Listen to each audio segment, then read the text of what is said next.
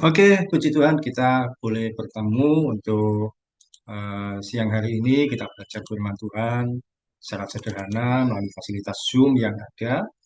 Jadi walaupun jarak kita berbeda jauh, kita terpisah oleh jarak dan waktu, tapi melalui fasilitas yang ada, media sosial yaitu media online yaitu Zoom, tapi tetap belajar. Kita awali dengan berdoa. Mari kita bersatu hati dalam doa. Tuhan Yesus, terima kasih. Siang hari ini kami mengucap syukur diberi kesempatan untuk belajar firman-Mu. Dalam waktu yang singkat, secara sederhana, melalui fasilitas Zoom yang ada, kami berdoa, segala yang kami pelajari boleh membangun iman kami, menambah wawasan kami, dan membuat kami boleh mengenal Engkau, ya Tuhan, lebih baik lagi dari hari ke hari, dari waktu ke waktu.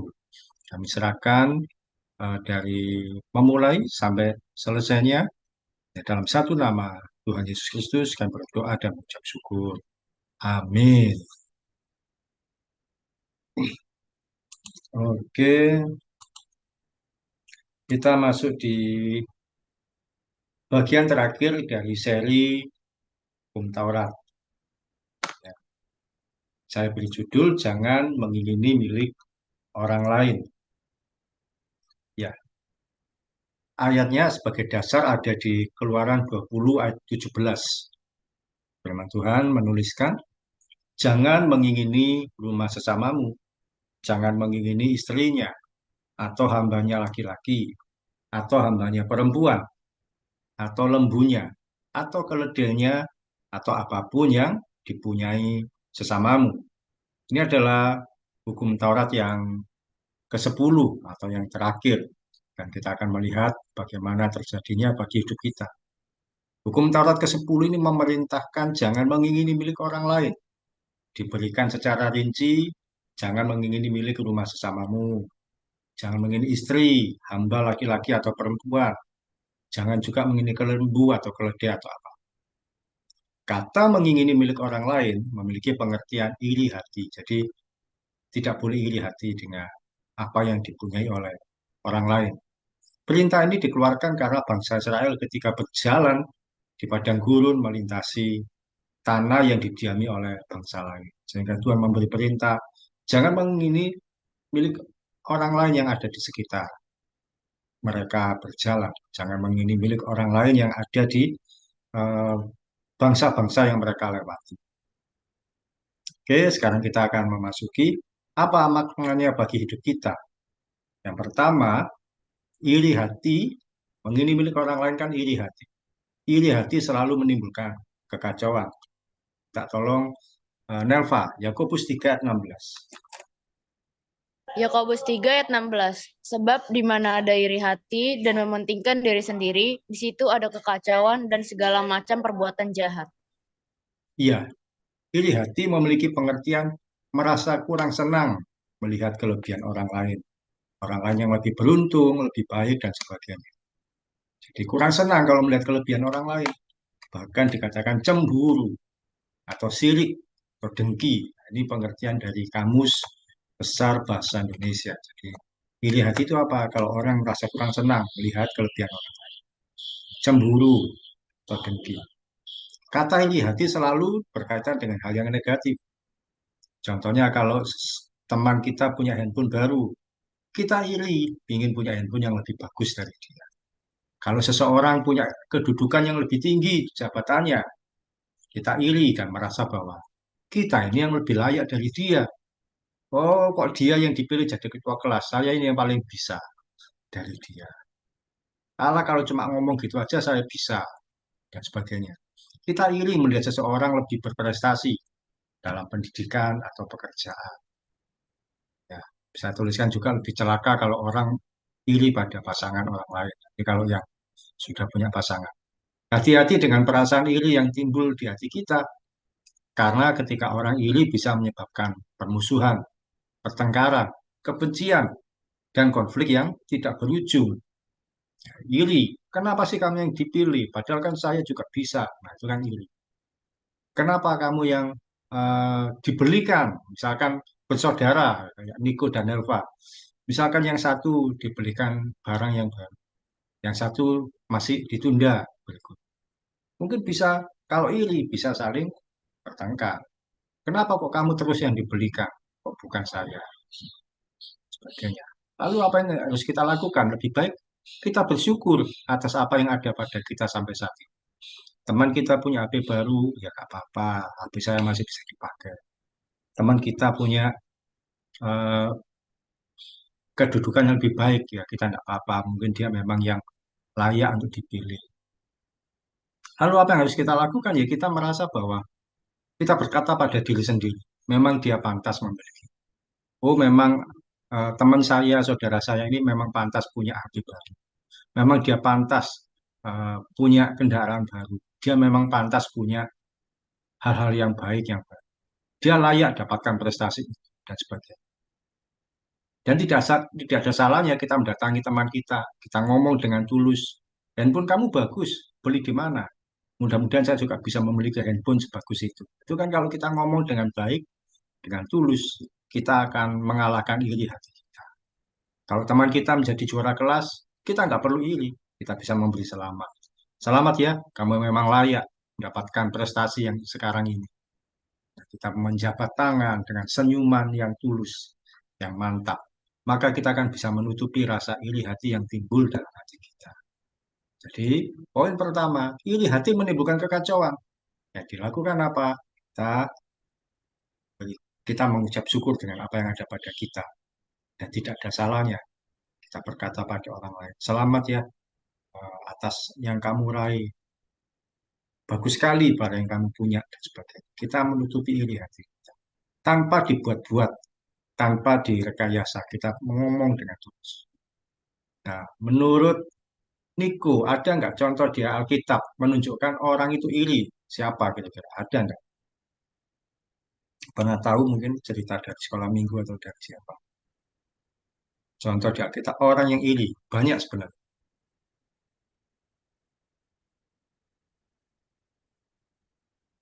Nelva bisa membantu. Siapa contoh di Alkitab yang menunjukkan perilaku iri hati? Hati pada seseorang. Apa aja? Ceritanya Kain dan Habel. Ya, Kain dan Habel. Habel persembahannya diterima. Kain Diterima. tidak Oh itu. introspeksi. Akhirnya eh,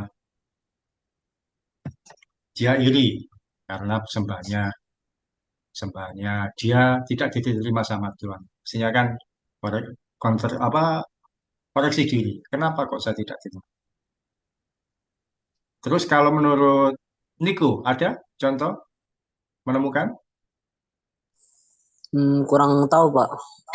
Nah, ada kisah ini Yusuf dan saudara-saudara. Pernah tahu jauh ceritanya?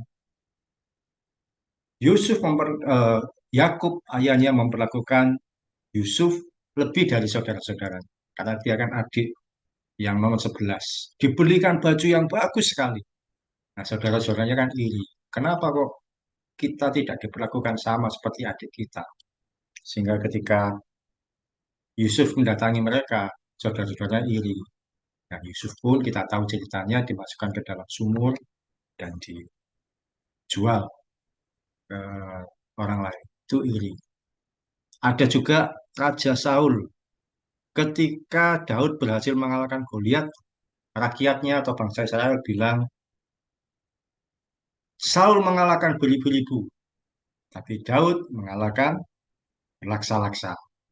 Laksa-laksa itu artinya puluhan ribu.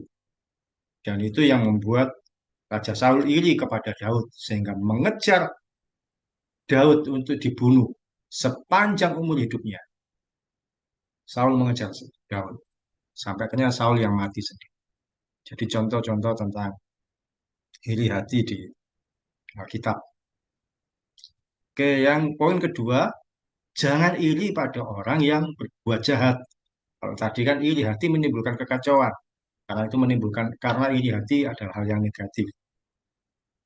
Yang kedua kita belajar bahwa jangan iri pada orang yang berbuat jahat. Minta tolong Niko, Amsal 24 ayat 1 sampai 2. Amsal Amsal 24 ayat 1 sampai 2. Jangan iri kepada orang jahat, jangan ingin bergaul dengan mereka, karena hati mereka memikirkan penindasan dan bibir mereka membicarakan bencana. Iya, kadang-kadang kita itu melihat ada orang yang berhasil dengan cara berbuat jahat. Dengan cara kecurangan, orang lain bisa mendapatkan hasil yang maksimal, yang baik, terbaik. Jangan iri kalau kita tahu bahwa ternyata yang dia lakukan adalah hal yang salah.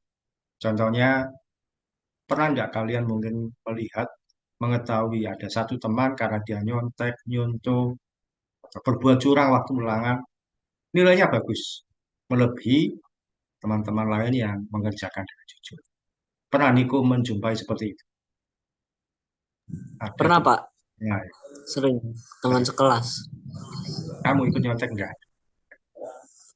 Ikut, cuman kadang nilainya standar-standarnya nggak bagus kayak mereka. Nah, itu. Soalnya Sudah kadang nyontek. mikir sendiri juga.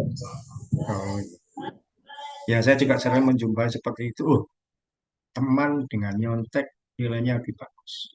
Saya jujur, gak nyontek, kerjakan gak curang, nilainya jelek. Kadang-kadang kita itu iri. Lah, kok enak sih? Apalagi nggak ketahuan guru. Apalagi yang dia kerjakan itu aman-aman saja. Akhirnya nilainya bagus. Akhirnya teman kita mencapai nilai dengan yang maksimal. Kita tentu tidak boleh mengikuti caranya. Kalau ada seorang berhasil memiliki kedudukan yang tinggi atau nilai yang bagus yang maksimal dengan cara yang mengarah pada dosa, kita tidak boleh menginginkan. Mengapa? Hasil yang didapat dengan cara curang tentu tidak akan bertahan. Ada orang-orang yang iri pada kehidupan yang layak milik orang lain, meskipun didapatkan dengan cara yang salah. Ini orang-orang dewasa biasanya berkatanya seperti ini.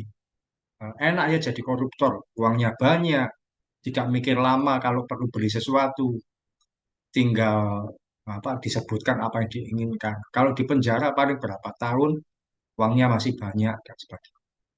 Dan orang banyak berkata enak jadi pejabat bisa korupsi. Ada kata-kata itu orang-orang dewasa sering berkata, enak jadi pejabat bisa korupsi. Apakah kita boleh menginginkan hal seperti ini? Tentu tidak, karena yang dilakukannya mengandung kejahatan. Jadi kalau orang jadi pejabat bisa korupsi, bisa kaya dan sebagainya, jangan kita menginginkan. Nah, biarkan itu jadi bagian dia sendiri. Kalau kita jadi orang yang bekerja dengan jujur, mendapatkan hasil yang apapun yang kita dapatkan saat ini ya kita syukuri saja. Tidak boleh iri dengan orang lain yang berhasil karena kejahatan. Karena itu akan jadi karakter. Karakter itu apa? Yang nyontek, yang curang bisa nilai bagus, akhirnya dia akan menggunakan segala cara untuk di dalam kehidupannya meraih yang terbaik dengan cara yang salah. Seorang penulis kitab Mazmur, yang nulis kitab Mazmur itu bukan hanya Daud, tapi ada orang-orang lain yang lain. Paling banyak memang Daud, yaitu Asaf. Asaf ini pemimpin pujian. Pernah memiliki rasa iri pada orang yang berbuat jahat. Minta tolong Nelva, Mazmur 73 ayat 2 sampai 6. Ayatnya pendek-pendek. Mazmur 73 ayat 2 sampai 6. Tetapi aku sedikit lagi maka kakiku terpeleset, nyaris aku tergelincir. Sebab aku cemburu kepada pembual-pembual kalau aku melihat kemujuran orang-orang fasik. Sebab kesakitan tidak ada pada mereka, sehat dan gemuk tubuh mereka. Mereka tidak mengalami kesusahan manusia, dan mereka tidak kena tulah seperti orang lain. Sebab itu, mereka berkalungkan kecongkakan dan berpakaian kekerasan. Iya, penulis Mazmur ini namanya Asaf. Dia iri lihat orang lain yang hampir dia iri. Dia lihat orang lain yang pembual-pembual, yang orang-orang fasik tapi hidupnya itu mujur, hidupnya itu enak, menyenangkan. Tidak sakit, malah gemuk. Padahal makan uang haram, tapi tetap gemuk, tetap baik. Bahkan orang yang berbuat kejahatan disebutkan tidak kena tulah, tidak mengalami kesusahan. Dalam kehidupan ini tidak selalu kalau orang berbuat jahat langsung dapat akibatnya atau hukumannya. Kalau kalian pernah lihat sinetron yang di TV yang dulu ada sinetron namanya Hidayah. Orang berbuat jahat, tidak lama dia mengalami penderitaan atau hukuman. Tidak selalu seperti itu. Bahkan bisa jadi orang yang berbuat jahat, hidupnya malah lebih enak dari orang yang berbuat kebenaran. Lalu bagaimana ya? Kita nggak boleh iri. Ya sudahlah, biarkan itu jadi urusannya dia. Kalau dia tidak mengalami hukuman di dunia ini, ya tentu hukuman di kehidupan selanjutnya dia. Kita sering mendengar orang yang berkata, enak ya berbuat dosa tapi tidak ketahuan, berbuat curang tapi tidak ada masalah. Kalau seorang berbuat dosa atau kejahatan dan belum ketahuan, bukan berarti hidupnya akan aman. Satu kali nanti, dalam waktu yang tidak terduga, kehidupannya akan mengalami penderitaan. Mengapa? Karena yang dia tabur itu yang kita tubuh. Hari-hari ini kalau kalian melihat di televisi atau di media sosial, ada banyak orang yang tertangkap karena melakukan korupsi. Ada menteri yang sampai setiap hari masuk di beritanya di YouTube, di media sosial, karena di sidang diadili, mempertanggungjawabkan perbuatan. Dia tinggal tunjuk orang-orang di menteri, di pegawainya, kirim uang ke saya, kirim uang ke saya, untuk hal yang menurut memuaskan dirinya sendiri. Nah, itu kan sekarang ada menteri sedang diadili. Akhirnya ya dia diadili tentu tidak menyenangkan. Orang menganggap dia sebagai koruptor dan sebagainya. Jadi jangan iri dengan orang yang berbuat jahat. Ini poin yang kedua adalah jangan iri pada orang yang berbuat jahat. Yang terakhir, ternyata kita boleh iri. Loh, iri kepada siapa? Kita boleh iri pada sesuatu hal yang sifatnya baik. Minta tolong, Niko, Mazmur 37 ayat 37. Mazmur 37 ayat 37. Perhatikanlah orang yang tulus dan lihatlah kepada orang yang jujur, sebab pada orang yang suka damai akan ada masa depan. Ya, ini dalam tanda kutip kita ini boleh iri atau mengingini sesuatu yang ada pada orang lain, yaitu apa? Kita iri yang positif itu apa? Menginginkan sifat yang baik. Firman Tuhan berkata, perhatikanlah orang yang tulus dan lihatlah kepada orang yang jujur. Jadi kita diminta memperhatikan, melihat pada orang yang tulus, orang yang jujur, orang yang suka damai. Pada mereka akan ada masa depan. Jadi kita diminta oleh Tuhan, perhatikan mereka, hidup mereka. Kalau hal itu merupakan sesuatu yang baik dan positif, tentu kita boleh menginginkan. Misalnya, ada orang yang diberkati karena dia berlaku jujur, karena dia suka memberi pada orang lain, kemudian ternyata dia suka memberi, nggak malah kekurangan. Tuhan menambahkan berkat dalam hidupnya, tambah kaya, tambah berkecukupan, bahkan berlebihan. Kita boleh iri yang positif. Kok bisa ya? Saya mau seperti orang ini. Nah, itu kan berarti kan iri yang positif, menginginkan yang baik. Bisa jadi kita ini kurang memberi seperti orang itu, tapi kita mengubah sifat kita. Kita juga ingin hidup jujur. Kemudian kita berdoa, Tuhan, saya ingin hidup jujur, supaya hidup saya makin diberkati. Kita boleh iri pada orang yang bekerja keras, karena kerja kerasnya dia jadi orang yang berhasil. Pada teman kita yang nilainya baik, nilainya bagus, padahal dia jujur, dia mengerjakan tanpa curang, nilainya baik, berprestasi. Kok bisa ya seperti dia? Saya ingin mengerjakan seperti dia. Di sini saya berikan cerita sedikit. Ketika SD, saya itu iri pada seorang teman baik saya, namanya Doni. Dia wajahnya ganteng, suka bergaul, dan sering dapat peringkat yang baik. Ngerjakan matematika dia lancar, ngerjakan tugas-tugas yang lain pun dia juga bisa menyelesaikan dengan baik. Dan tentu banyak teman yang mengikuti dia karena dia orang yang pintar sekali. Jadi ketika dia mengerjakan, apa yang dia kerjakan itu yang dilihat oleh teman-teman. Dicontoh, dilihat, oh kerjaannya Doni pasti bagus. Guru-guru senang pada dia. Saya pun akhirnya juga iri, tapi ya dalam hal positif.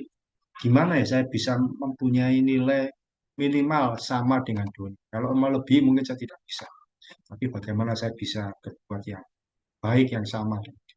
Akhirnya saya mulai belajar matematika.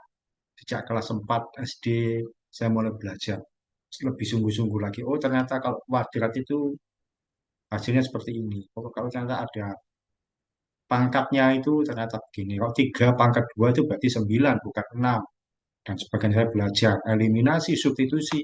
Sampai kelas 5, kelas 6, saya akhirnya mulai paham matematika. Dan apa yang saya kerjakan, ternyata mendapatkan nilai yang maksimal. Teman-teman pun akhirnya melihat pada saya, ternyata Oki ini bisa juga mengerjakan. Mereka pun akhirnya mendekati saya juga. Apa yang saya kerjakan, itu yang dilihat mereka. Itu kebanggaan saya saat itu, bahwa saya bisa mengerjakan. Oke, pembelajaran firman Tuhan kali ini, jangan iri hati pada milik orang. Kita bersyukur atas apa yang ada pada kita. Jangan juga iri pada kejahatan orang lain. Kita boleh mengingini secara positif segala sesuatu yang dimiliki orang lain. Kalau teman kita rajin melayani Tuhan, kita boleh iri. Saya mau melayani Tuhan juga sama seperti dia. Kita punya iri yang positif, menginginkan yang lebih baik terjadi pada kita. Oke, untuk sharing kita sebagai penutup, eh, apakah kalian pernah mengalami situasi iri hati pada orang lain? Apa yang kalian inginkan yang dimiliki pada orang tersebut yang tidak ada pada kalian? Kalau saya itu tadi kan iri secara positif, tapi iri secara negatif saya juga pernah. Karena saya ini berasal dari keluarga tidak mampu.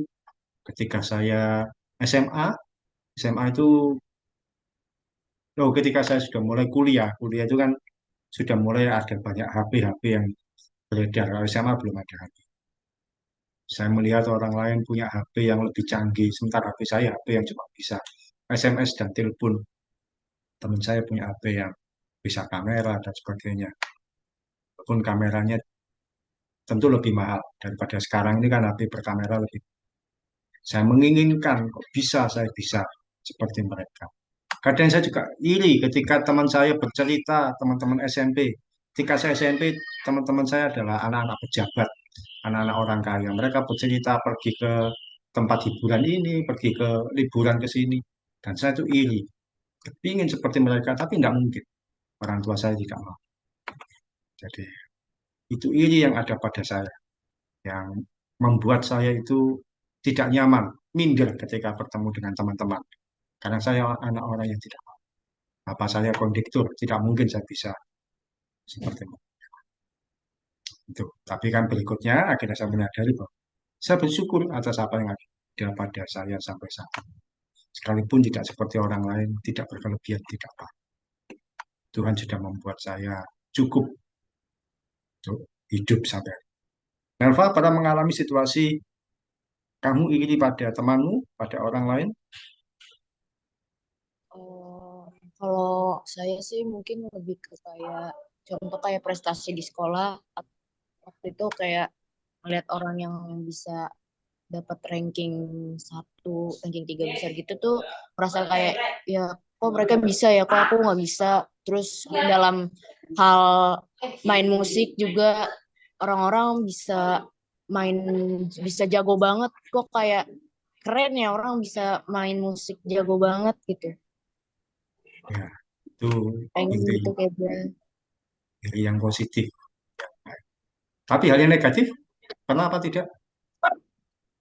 Kalau ke negatif sih aku jarang sih karena kadang nggak peduli. Ya, tidak apa. Berarti menginginkan sesuatu yang positif, yang orang lain bisa melakukan yang lebih baik, ingin juga bagaimana bisa seperti dia. Gitu kan. Niko, pernah mengalami situasi iri? Negatif boleh, positif boleh. Pernah Pak. Kalau yang positif pernah iri sama teman sebangku. Dia apa jago kalau pelajaran teori kayak PKN, terus biologi, apa lagi gitu. Oh, yang menghafal. Pokoknya dia iya yang bentuk hafal-hafalan gitulah, geografi. Nah, pernah iri kok bisa apa pinter banget ya. Dia bisa ngapalinnya tuh kayak cuma sebentar doang gitu. Hmm. Kalau aku kan apa harus dilihat berkali-kali gitu, harus diulang-ulang kataan. Kadang kalau ujian juga suka mikir 2 kali gitu buat jawab. Kalau dia enggak gitu. Kayak udah yakin banget. Yang negatif, pernah? Kalau yang negatif kayak sama saudara sendiri sih. Oh, Iya. Saudara itu kayak dia kayak apa? Saudara jauh sih dia kayak apa? eh, Apa-apa langsung dikasih gitu sama orang tuanya. Ya, jadi untuk hal yang positif kita bisa menginginkan bagaimana caranya saya bisa minimal sama dengan orang lain atau kalau bisa melebihi dia. Tidak apa-apa. Dan itu memacu kita untuk belajar lebih baik lagi. Ini juga Niko belajar untuk eh, bagaimana bisa menghafal dengan baik, dan perlu ketenangan dan sebagainya. Nelva juga tadi bagaimana bisa belajar main musik dengan baik dan belajar yang maksimal supaya mendapatkan prestasi yang baik juga. Tapi di sisi lain kita juga harus bersyukur, oh orang lain bisa mengalami situasi yang baik, apapun yang diminta disediakan, mungkin ekonominya lebih baik.